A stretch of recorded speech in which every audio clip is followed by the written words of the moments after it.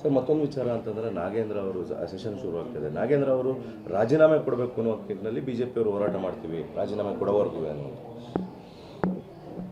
ಬಿಜೆಪಿಯವರು ಎಷ್ಟು ಜನ ಬೇಲ್ ಮೇಲೆ ಆಚೆ ಇದ್ದಾರೆ, ಅವರೆಲ್ಲ ರಾಜೀನಾಮೆ ಕೊಡ್ತಾರಾ?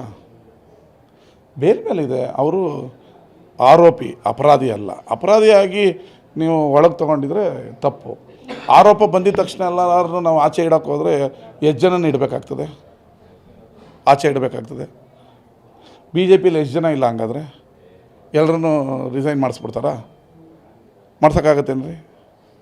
ಕುಮಾರಣ್ಣನ ಮೇಲೂ ಕೇಸಿದೆ ಅಲ್ವಾ? ಬಿ ಜೆ ಪಿಯವ್ರ ಮೇಲೆ ಕೇಸಿದೆ, ರೇವಣ್ಣವ್ರ ಮೇಲೆ ಕೇಸಿದೆ. ಕೇಸಿರೋರ ಮೇಲೆಲ್ಲರೂ ನಾವು ರಾಜೀನಾಮೆ ಕೇಳೋಕ್ಕಾಗ್ಬಿಡ್ತದ? ಕುಮಾರಣ್ಣ ನಿನ್ನ ಮೇಲೆ ಕೇಸಿದೆ, ನೀನು ಕೇಂದ್ರ ಮಂತ್ರಿ ರಿಸೈನ್ ಮಾಡೋಣಕ್ಕಾಗ್ತದ? ಬಿ ಜೆ ಪಿಯವ್ರ ಮೇಲೆಲ್ಲ ಕೇಸಿದೆ, ನೀವೆಲ್ಲ ರಿಸೈನ್ ಮಾಡಿ ಅಂತ ಕೇಳೋಕ್ಕಾಗ್ತದ? ಆರೋಪಿ ಅಪರಾಧಿ ಅಲ್ಲ. ಅವರು ಹೋರಾಟ ಅವ್ರು ಮಾಡಲಿ, ಏನು ತೊಂದರೆ ಇಲ್ಲ. ಅಲ್ಲ, ಬಂದಂಥ ಸಂದರ್ಭದಲ್ಲಿ ರಾಜೀನಾಮೆ ತಗೊಂಡಿದ್ದು ಸತ್ಯ. ನ್ಯಾಯಾಲಯದಲ್ಲಿ ಹೋಗಿ ಅವರು ಬೇಲ್ ತೊಗೊಂಡ್ಬಂದಿದ್ದಾರೆ. ನ್ಯಾಯಾಲಯನೇ ಬೇಲ್ ಕೊಟ್ಟಂಥ ಸಂದರ್ಭ ನಾವು ನ್ಯಾಯಾಲಯಕ್ಕಿಂತ ದೊಡ್ಡವರಾ?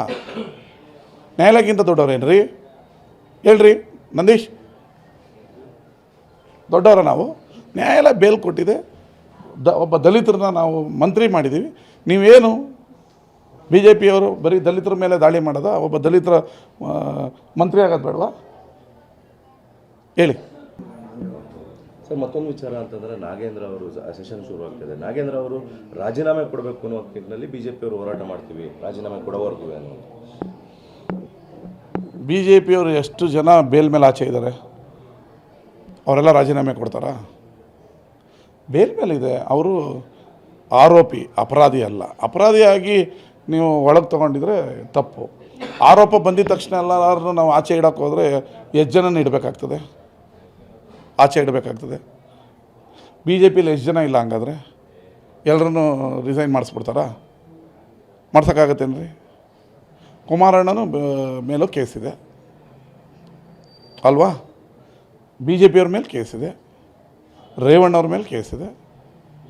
ಕೇಸಿರೋರ ಮೇಲೆಲ್ಲರೂ ನಾವು ರಾಜೀನಾಮೆ ಕೇಳೋಕ್ಕಾಗ್ಬಿಡ್ತದ? ಕುಮಾರಣ್ಣ ನಿನ್ನ ಮೇಲೆ ಕೇಸಿದೆ, ನೀನು ಕೇಂದ್ರ ಮಂತ್ರಿ ರಿಸೈನ್ ಮಾಡೋಣಕ್ಕಾಗ್ತದ?